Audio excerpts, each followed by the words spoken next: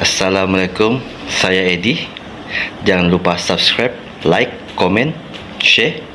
Dan saya akan menceritakan kisah benar dari Mustika, yaitu cerita ini diceritakan oleh Wan Mut Syardihan Selangor. Cerita ini bermula seperti ini. Tajuk cerita: Misteri panggilan telefon dan bilik berhantu di Bangi. Cerita ini bermula seperti ini. Selepas menamatkan pengajian di sebuah universiti tempatan pada tahun 1993, saya mendapat pekerjaan di salah sebuah bank di Kuala Lumpur.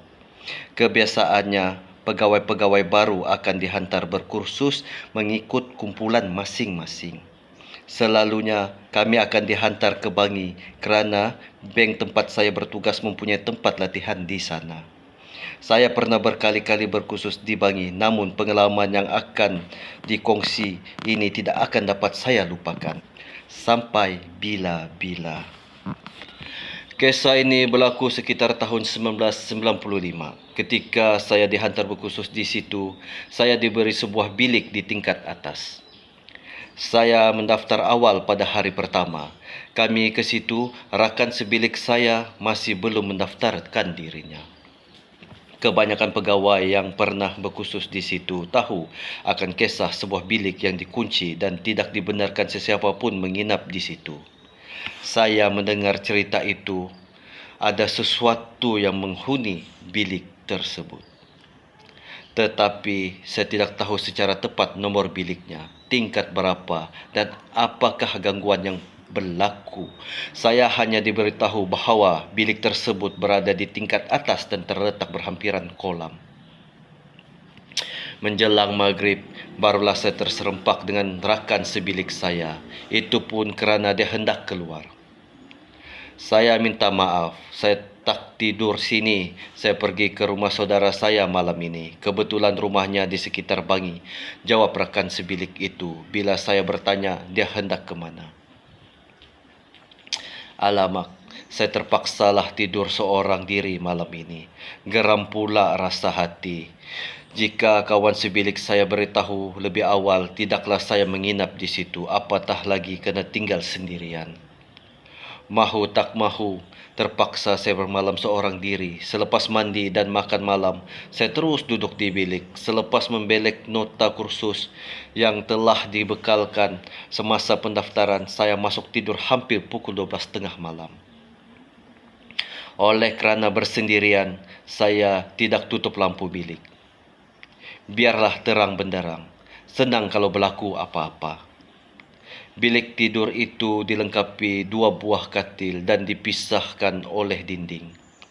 Sementara dinding tersebut memisah kedua-dua katil dengan bilik air dan ruang basuh tangan yang dilengkapkan cermin panjang pada dinding. Baru saja saya hendak terlena, gegendang telinga saya menangkap satu bunyi dari bilik sebelah, seolah-olah kerusi diseret dan meja dialihkan. Bagi mendapatkan kepastian, saya dengar dengan teliti. Ya, saya pasti bunyi tersebut datang dari bilik sebelah. Jantung saya mula berdegup kuat, bulu roma meremang.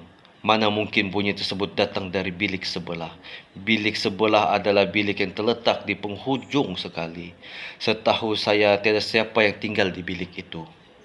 Saya mula berfikir, adakah bilik sebelah itu yang dikatakan misteri dan bualan kaki tangan selama ini? Apatah lagi bilik tersebut terletak di hujung sekali dan menghadap sebuah kolam. Saya cuma tidak tahu bilik yang dikunci itu berada di tingkat berapa sahaja. Saya segera beristighfar berulang kali sehingga diri saya kembali tenang. Terasa degupan jantung tidak sekuat tadi.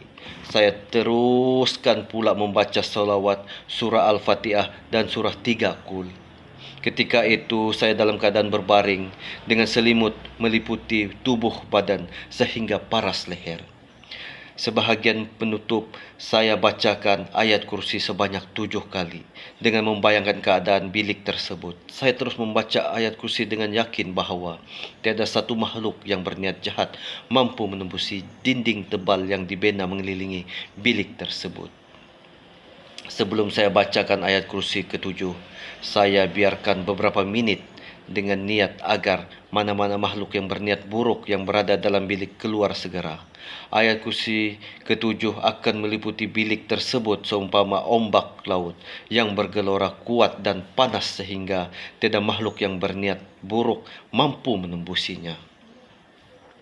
Ketika menanti beberapa menit, inilah secara tiba-tiba bunyi cermin pecah memecah. Kesunyian malam, plang! Bunyi cermin pecah. Serta-merta semangat saya berterbangan hilang entah ke mana. Bayangkan sebuah cermin besar dan panjang seperti ditandas awam dilepaskan ke lantai dari paras tinggi. Saya segera terbayang cermin di luar bilik air. Adakah benar ada cermin yang pecah atau saya cuba dipermainkan oleh makhluk tersebut? Lama juga saya terkejut. Setelah kembali tenang, barulah saya bacakan ayat kursi yang ketujuh. Selepas itu, tiada lagi kedengaran apa-apa bunyi dari bilik sebelah. Saya tetap tidak bangun dari katil. Malam itu terasa begitu panjang. Saya tidak pasti sama ada dapat melelapkan mata. Hanya mampu yang terus saya setia sepanjang malam menemani hingga keesokan harinya. Apabila azan subuh bergema, barulah saya terbangun untuk meninjau apakah sebenarnya yang berlaku. Adakah memang benar ada cermin jatuh kerana skru-skrunya telah longgar. Benar jangkaan saya, tiada sebarang cermin pun yang jatuh pecah. Bermakna ada yang cuba mempermainkan saya malam tadi. Kali ini saya nekat. Saya tidak akan tidur di bilik tersebut buat kali kedua. Hari itu saya telepon seorang rakan agar menjemput saya di sebelah petang. Biarlah saya menumpang tidur di rumah rakan dan datang semula ke tempat latihan keesokan paginya. Tak sanggup rasanya hendak tempuh peristiwa semalam buat kali kedua. Panggilan misteri. Seorang rakan saya bernama Azman turut berkongsi pengalaman aneh di situ. Ketika itu rakan saya sibuk dengan persiapan bagi majlis persiapan untuk batch kami. Azman adalah antara yang paling sibuk sehingga kan pada minggu terakhir itu ramai peserta yang tak cukup tidur. Suatu malam, Azman pulang lewat ke bilik lebih kurang pukul 3 pagi. Masuk saja bilik dia terus merebahkan diri di atas katil kerana keletihan. Baru saja hendak terlelap ketika itulah tiba-tiba telefon biliknya berdering. Oleh kerana kepenatan, dia biarkan saja deringan telefon tersebut hingga bunyinya berhenti sendiri. Tapi tidak lama kemudian, telefon biliknya berdering lagi.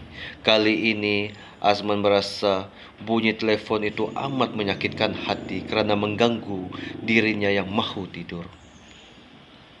Lalu dia pun menjawab, "Siapa ni? Nak cakap dengan siapa?" Geram nada Azman menjawab panggilan tersebut. Tiba-tiba, panggilan itu menjawab, "Hantu, hantu," semacam nada suara yang menjawab lembut dan perlahan sebutannya. "Jangan main-mainlah, orang nak tidur ni." Azman lepaskan geram sambil menghempaskan gagang telefon. Panas hati Azman dibuatnya. Sudahlah dia terlalu penat, ada pula yang nak bergurau di waktu begitu. Tak lama kemudian, sekali lagi telefon biliknya berbunyi. Azman terus angkat gagang dan bertanya, "Siapa ni? Janganlah main-main." Kali ini, suara Azman agak lembut. Dia berharap jika ditanya dengan nada yang baik, orang yang menelefon itu akan berhenti menyakat. Mungkin ada orang sengaja mahu menakut-nakutkannya malam itu. Dan dia berkata kembali, "Hantu, hantu." Sekali lagi suara itu muncul di telian, masih dengan nada yang sama. Azman malas nak layan. Dia terus hempaskan telefon, kali ini lebih kuat. Nasib telefon tak pecah. Namun secara tiba-tiba Azman teringat sesuatu. Ya Allah, sejak duduk dalam bilik itu. Memang telefonnya tak berfungsi. Macam mana berfungsi jika wayar telefon pun tiada? Spontan badan Azman menggigil. Dia terus melelapkan mata. Tak berani lagi hendak memandang ke arah bilik. Saya pernah dengar kisah kaki tangan yang bekerja kesorangan lewat malam diganggu oleh panggilan telefon, tetapi tidak siapa yang menjawab jika diangkat genggangnya. Namun, nampaknya pengalaman Azman lebih hebat kerana dapat mendengar suara panggilan misteri itu walaupun telefon itu tiada wayar. Siapa agaknya panggilan misteri itu? Terima kasih. Jangan lupa subscribe, support.